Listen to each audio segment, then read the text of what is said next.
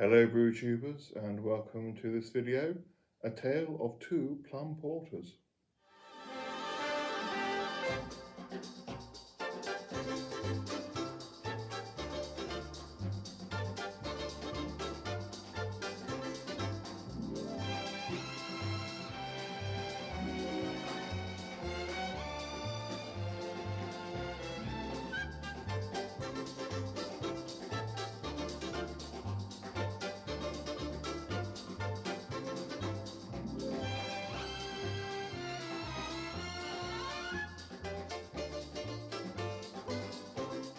So yes, welcome to this serious, sincere and very professional review of these two plum porters.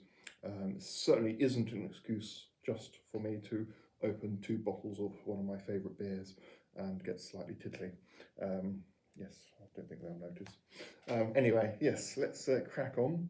So we have, as I said, Titanic plum porters, the original and their Grand Reserve. A little bit of context.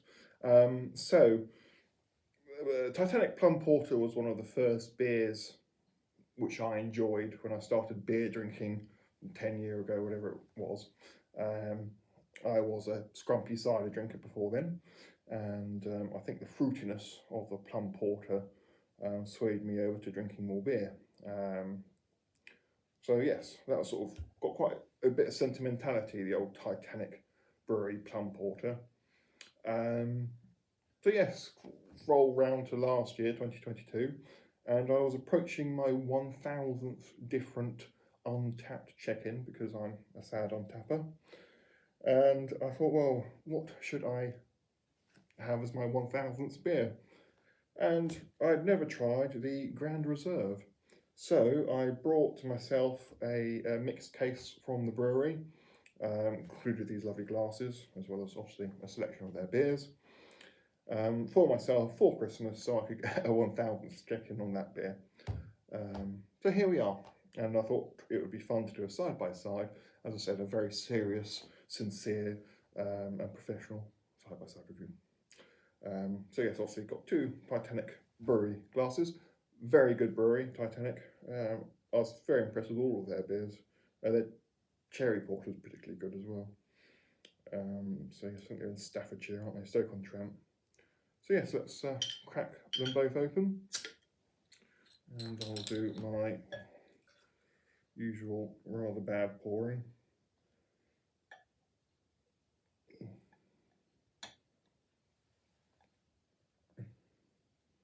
Also, I do quite like their glasses as well. So yes, I can already smell the plums. So this is the original plum porter, 4.9. Well-rounded porter with fruity sweet notes over backdrop of hoppy flavour, deep red in colour and surprisingly easy drinking for a full flavoured beer. And then this is their Grand Reserve, which is 6.5. Not a huge amount stronger. A connoisseur's version of the plum porter. Expect the same fruity sweet tones with a stronger, more intense, mature taste. One to savour. Very nice. Right, and that one goes.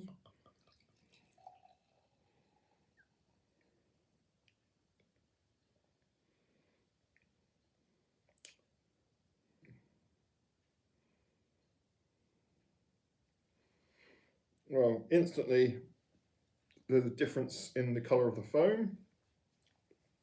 The foam on the normal plum porter is sort of a creamy white, where it's more brown on the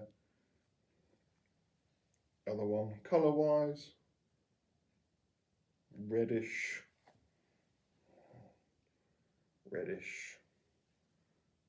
fairly similar colours to be honest. I'll say the Grand Reserve slightly redder, but not much in it. So yes, smells like Plums. Also smells like Plums. Surprise, surprise, surprise. Let's go for the original first, shall we? Cheers.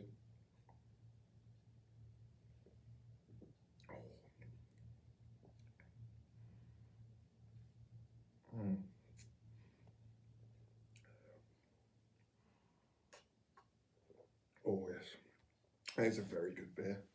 Um, First and foremost, it's a very good porter.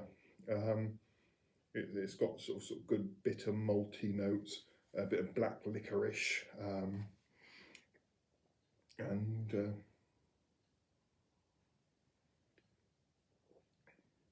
very smooth.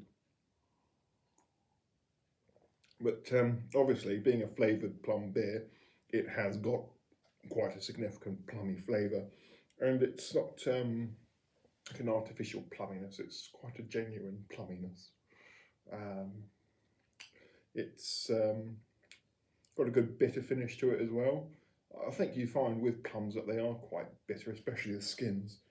So that sort of rounds quite nicely with that. Um, Dangerously good beer, that. It's got on the Grand Reserve.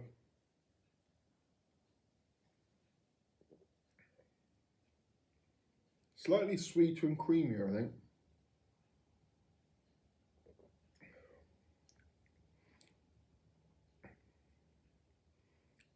A bit more roasted bitterness, I'll say.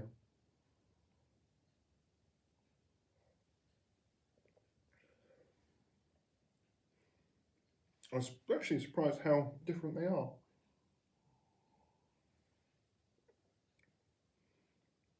That's more of a fruity bitterness.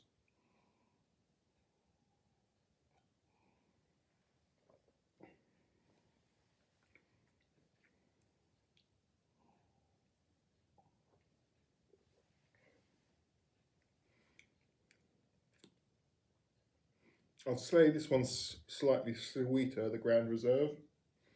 Um, Slightly more of a creamy maltiness about it and a bit more roasted flavour.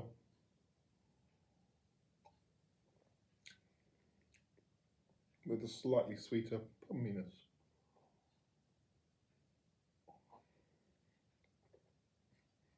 Hmm.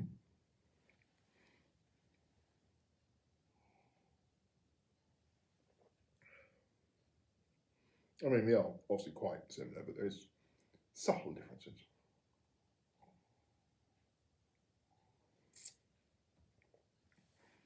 Wouldn't say I preferred either one particularly. They're both very tasty. I mean, they're both excellent beers.